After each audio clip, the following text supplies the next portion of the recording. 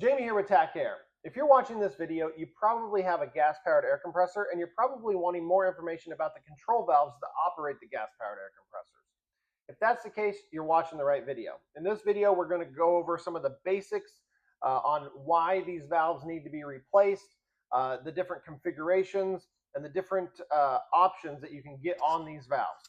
So in front of me, all the valves that are in front of me are made by Conrader in Erie, Pennsylvania. They're a U.S. Manufactured valve. There's a few different manufacturers. There's also some import ones, but they're all going to function pretty much the same, just be different qualities and different configurations. The valves in front of me do a few, in the compressor industry, are often referred to as combination unloader pilot check valves.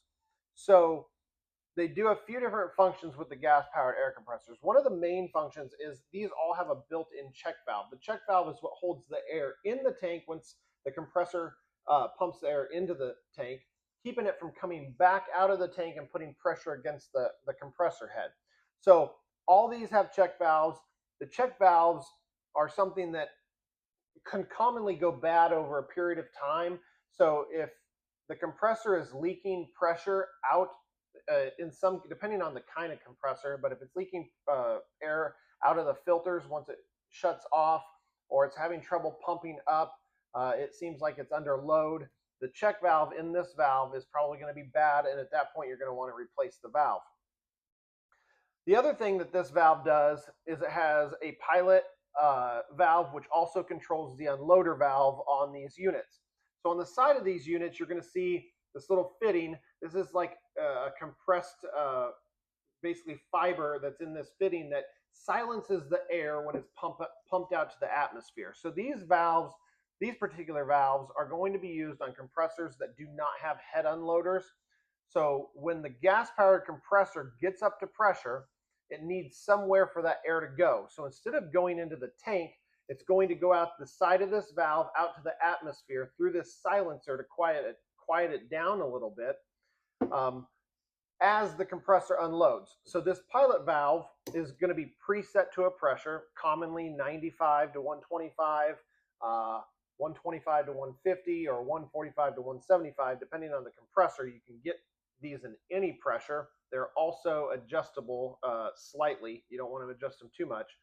But this pilot valve controls those pressures. So let's say on 145 to 175, when the compressor gets down to 145 psi, this valve's going to throttle up the engine, close the valve on the side here that's releasing the air to the atmosphere, and the compressor is going to start to pump.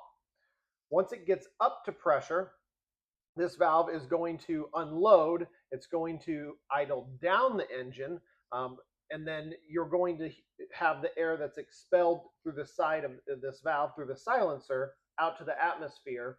So the compressor is still technically pumping, it's just not pumping into the tank, and it's also idling down the engine. To idle down the engine, this valve also needs to be used in conjunction with a bullwhip, if you're looking at a Conrader brand, but a throttle control cable. The throttle control cable or throttle control valve, which can be connected directly to this or from a hose from the engine to this, that's actually what's controlling the throttle, but this pilot valve is controlling when the pressure goes to that throttle control. So when controlling a gas-powered air compressor, you're going to need the throttle cable or throttle valve and a combination unloader pilot check valve if your compressor does not have head unloaders. If the gas-powered compressor has head unloaders, Puma is a common brand that has head unloaders. You're typically, if it's a V-cylinder pump or a 3-cylinder pump, you're going to see a copper line going from each piston on the very top, like a 1/4-inch copper line. That line is what controls those unloaders.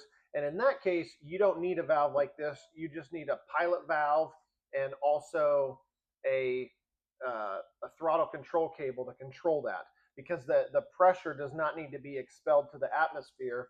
It actually unloads the pump and the pump freewheels. But most commonly, most gas-powered compressors do not have head unloaders, and it's going to unload to the atmosphere through a valve like this.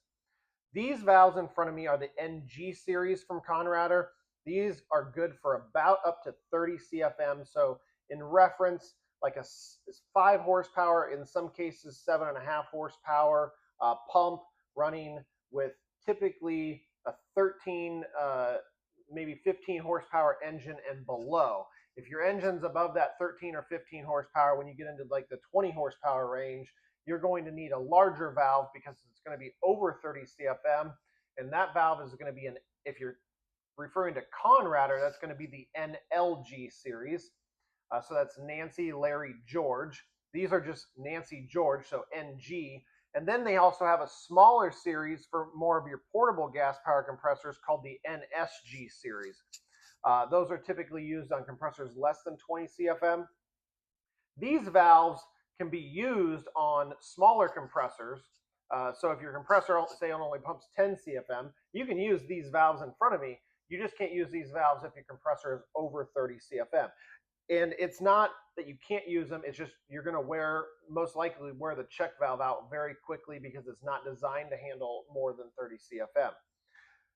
But these valves come in all different configurations. You're going to see, this is going to be your tank connection, so referred to as the outlet. This is going to be your inlet. This is where the air comes in from the pump. And then you're also going to see on some of these, you have a side configuration. So the air inlets in the side, the outlets to the tank. Like this particular version is 1/2 inch MPT by 3/4 inch compression. You can get it in female thread. So this is 1/2 inch female by 1/2 inch female. You can get it in 3/4 inch male, 3/4 inch compression. Really, the possibilities are endless. A couple really manufacturer specific ones are going to be this one. And I know you can't see it in this video, but this is an inverted flare. This is used a lot on Ingersoll Rand compressors. They have a specific fitting that they use. And then like this one, this is basically a 1/2 inch flare fitting that's used a lot on like Hitachi compressors that you'll commonly see. And this has smaller 3/8 threads on the bottom. So depending on your compressor, what threads you need, and that gets into a whole nother subject, but oftentimes if you're not familiar with thread sizing, it can be kind of confusing. If you have any questions about these valves or don't see on our website the specific thread combination that you need for your compressor, or you're building a compressor and kind of want to know what all you're going to need depending on the pump that you have, you can contact us at TACAir at any time.